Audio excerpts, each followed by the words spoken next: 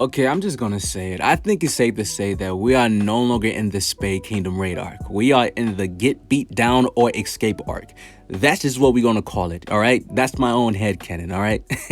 Because let's be for real. That is the only two options that the Magic Knights and Asta have at this point, because Lucifero is not letting anyone escape. He's trying to kill everyone, and especially Asta. But that is the only two options I can see happening right now, because if it's not those two options, the only alternative one is you subscribing to the channel with notification bells on and leaving a like on the video for the YouTube algo. Like, that's the only option I can see happening. Either way, Black Clover Chapter 320 was a really fun read. You guys already know the drill though. We can't get too in-depth with the chapter reviews. We only say that for the chapter breakdowns when the official release drops Sunday. But for starters, let's talk about the beginning page for this chapter, because we see that Asta swings his Demon Slayer sword and actually cuts Lucifero's horn. However, he didn't cut the entire horn, but he was aiming for the head, but he completely missed. And this was surprising because a lot of you guys, also including myself, believe that either Lucifero was going to dodge this attack completely and not get cut at all,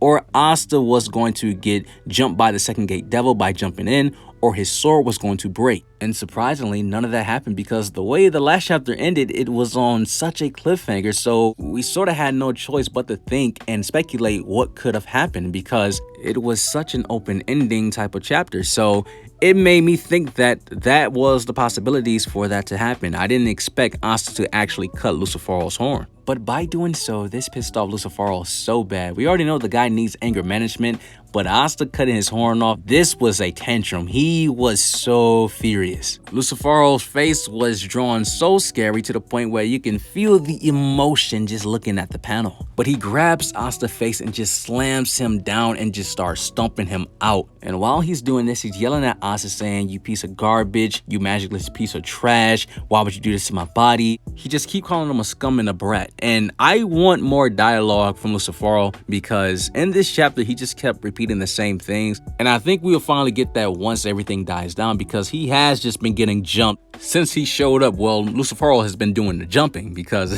he's definitely not getting jumped. He's winning. But once Lucifero has a moment where he's actually speaking in a more concise dialogue, we can understand what his motives are and the plot can continue. But as Lucifero was continuing on with this onslaught, stomping out Asta, you can see Asta's eyes are going white. Dying in front of our eyes, Mereoleona shows up to punch Lucifero so Charlotte can use her Briar magic to pull Asta away. The good thing is that Dorothy and Charlotte quickly realize that Asta's anti-magic works, so they need to keep him alive, because he's the only one there that has the capabilities of harming Lucifero out of all the captains. Because since Asta has shown that he can harm Lucifero, this makes him the most valuable mage there, because even Nock, he stated this in the captain's meeting, that they need to make a team surrounded by Asta and have Asta be the key to stopping this entire thing. And that's what's happening here, which I really love, because they're trying their best to protect Asta, because they know that this is the only way that they all can survive. Now, as Lucifero punches Sisgolion away for like the third time, Charlotte then uses her Crimson Vine Spear against Lucifero, but he just stops it at the palm of his hand.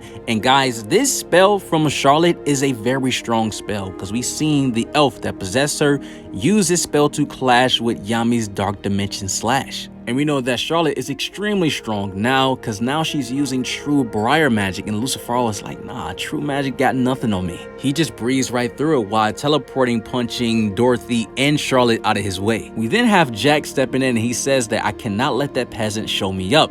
And this is a very weird panel, because it looks as though his legs became his slash magic, which I'm pretty sure these are just his knees, but I think that the way that Tabata drew this panel, it is a little confusing. But those are 100% his knees, because when I first saw it, I thought that Lucifero ripped Jack's legs off. I was like, oh my goodness, not Jack's legs. Because death flags would have been all over Jack. I wouldn't believe he would have survived after this when real spell is deactivated. All that damage, he would have been bleeding out, or if he would have been healed, he would have to retire. But we see that Jack's legs are still intact the next panel. Now, honestly, this was probably the most funniest part of the chapter, because Nozel shows up and gives out a speech about Asta, saying that this peasant has taught a royal like me that anyone can fight against their adversary, even if they are superior. And right after this, Lucifero uppercuts Nozel and just tells him to shut up, like shut your mouth.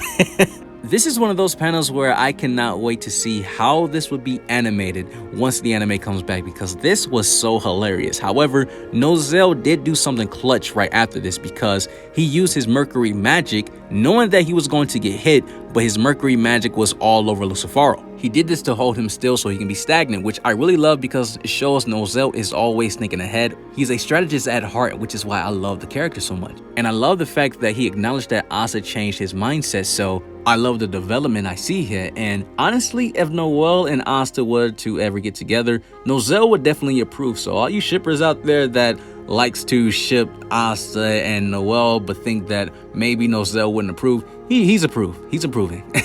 But thanks to the spell that Nozel used, it gave Mereoleona and Figolion the opportunity to punch Lucifero with a combo spell. One thing to notice here is that Mereoleona's arm is still intact, because last chapter it looks as though Mereoleona's arm was completely off the way that Tabata drew it. However, it's still intact, but it's holding on for dear life.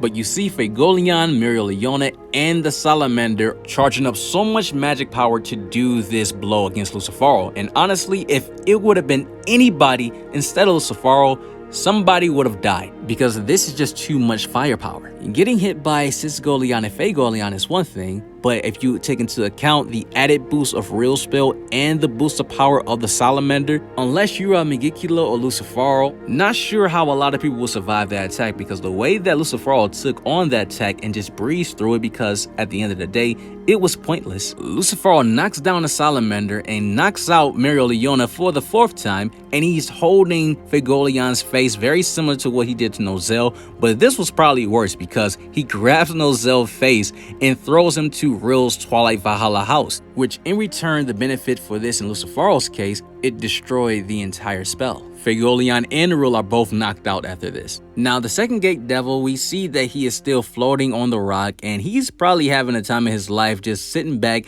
eating his popcorn, enjoying the fight, commentating the fight like it's ESPN. While everyone is literally getting their butt kicked by Lucifero, he's just chilling back, just enjoying the view, and surprisingly, he has not jumped in yet. But honestly, just knowing how crazy and how angry all the time Lucifero is, he'd probably get pissed if anybody else was to join. It's probably a little disrespectful to join in the king's fight. That's probably how Lucifero will see it. But after Lucifero defeated all the captains, Asta is now on the ground. He's vulnerable, and Lucifero, he looks directly at him saying that you is the root cause of all this. It's time to die. And he jumps in the air, ready to stomp him out. And then the royal prince of the Spade Kingdom comes in to help his brother out using his star magic conjunction spell, where we see that he has taken Asta away. And man, Lucifero did not see this coming, because this spell happened so fast, which is exactly why this is my favorite spell so far from Yuno when it comes to his star magic. And the hand signals to the spell just makes it even better, man. Like, Yuno is just that guy.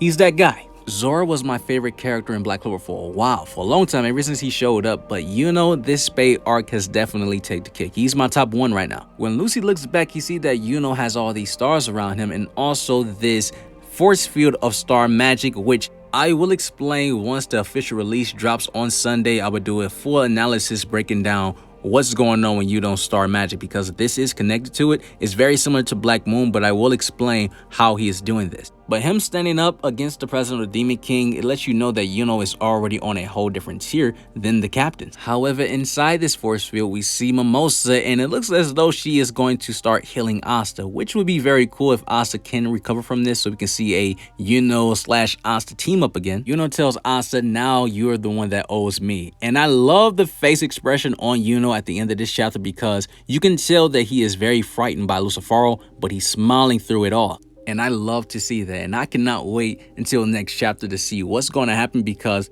Yuno versus Lucifero may surprise us, and I think that he's not going to go head to head with Lucifero.